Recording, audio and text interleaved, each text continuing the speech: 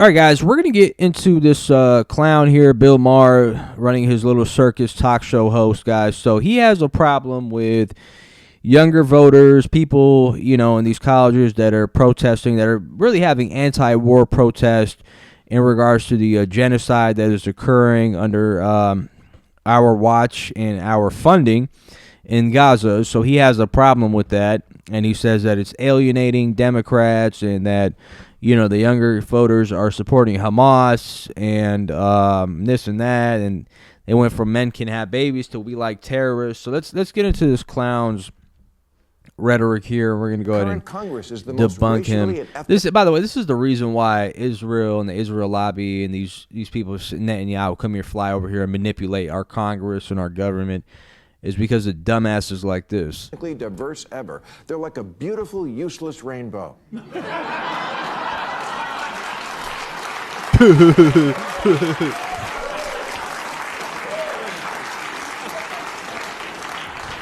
That was kind of funny. We proudly live in a land where every TV commercial features a mixed-race couple, including the ones where it makes no sense.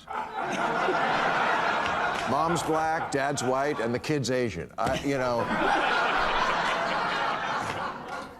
here is the dilemma for Democrats.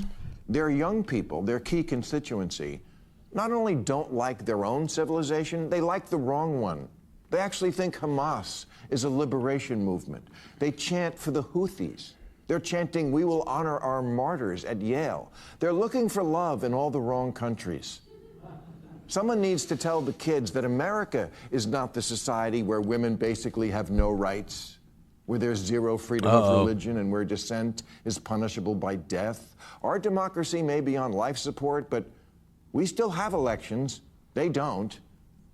And yet at Coachella this year, when an Irish rap... Yeah, all right, shit stain. They're protesting the genocide that is occurring in Gaza, regardless of what their culture is, what their cultural norms are, because you saw what he did with the whole propaganda. He showed the women in hijab and veils, and to him that's considered oppressive when some of our greatest allies, have, practiced that, like Saudi Arabia, Kuwait, and these.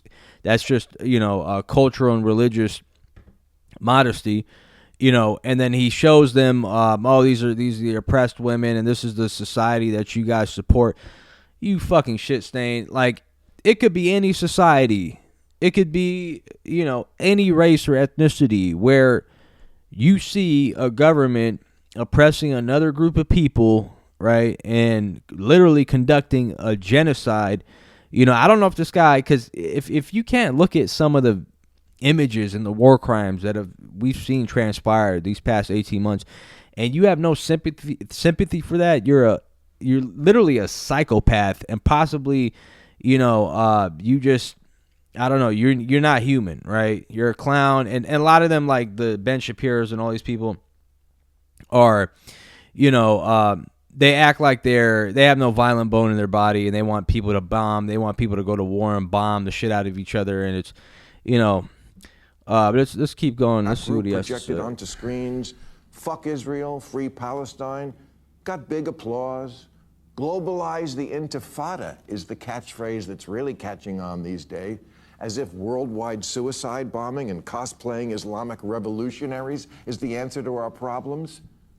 At an AOC Bernie Sanders rally in Idaho last month, someone threw a Palestinian flag over an American flag, and the crowd erupted in approval. What should have happened after that is one of the adults on stage should have told their young, loyal followers, this is not a symbol of freedom. This is. Okay, shit stain. He didn't throw a flag of Hamas. They just threw a flag of Palestine, because those are the individuals who are being robbed of statehood and who have had a genocide being conducted on their population for the last, 18 months. And they just threw it in solidarity that the American people stand with the people of Palestine. They're not standing with Hamas. They're not standing with a terrorist organization. They're standing for the recognition of a Palestinian statehood, which is being sabotaged by warhawks, neocons, terrorists, and Zionists, and the whole entire world wants to see a two-state solution, a Palestinian state, right? And that's what they did. They didn't throw a picture of Hamas, you shit stain. God, this guy pisses me the fuck off so much, bro. I swear to God. If the thought leaders in the Democratic Party keep encouraging and not rebuking the idea that America is cringe and the people who run Gaza are great, the Democrats are doomed. Alyssa Slotkin's right. Liberals are weak and woke, especially the white ones, and they indulge all sorts of nonsense from their kids, especially a pattern that then continues on in the Democratic Party. Last election, it was all the gender stuff, the insistence that men can have babies and such, and now I fear that we like the terrorists is the new that. Liberals need to push back on the dumb ideas that come from their children. The Democrats' problem is the energy of the party is with the young, and the young are with the terrorists. That's not good. So talk to your children and remind them, you don't really want to live like your heroes in Hamas. All the shit you do all day, it was all made in America. Your smartphone, your Grubhub, your freedom to bitch about America, that's all American stuff. You tell your phone you want a milkshake and a guy brings it to your house. Please, you couldn't survive a week living in Intifadaville. Intifadaville, yeah, shit stain. These are anti-war protests, you clown, okay? And now the people that you show for that don't give a fuck about you, right? Because they don't give a fuck about our soldiers in the Middle East or give a fuck about the soldiers that are going to be deployed over to the Middle East if a full regional war happens, right? They're the ones that are going to be affected by this. The families are going to have to go sacrifice themselves again for another 20-year stunt in the Middle East, you know, over protecting our number one greatest ally that benefits us with, you know, fucking nothing, right?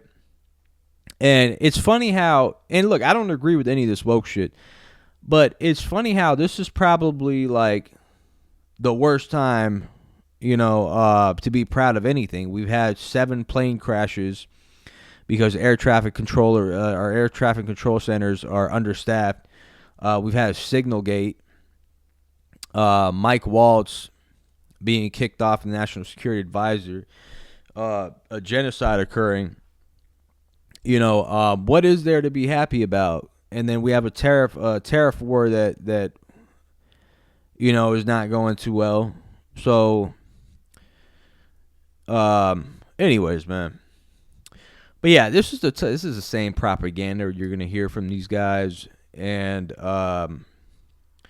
this is why people like, you know, the lobbies and stuff that people always complain about run circles and play us like a fiddle, guys. Because of this fucking mentality. Anyways, guys, let me know what you guys think in the comment sections down below, man. Like, comment, and subscribe.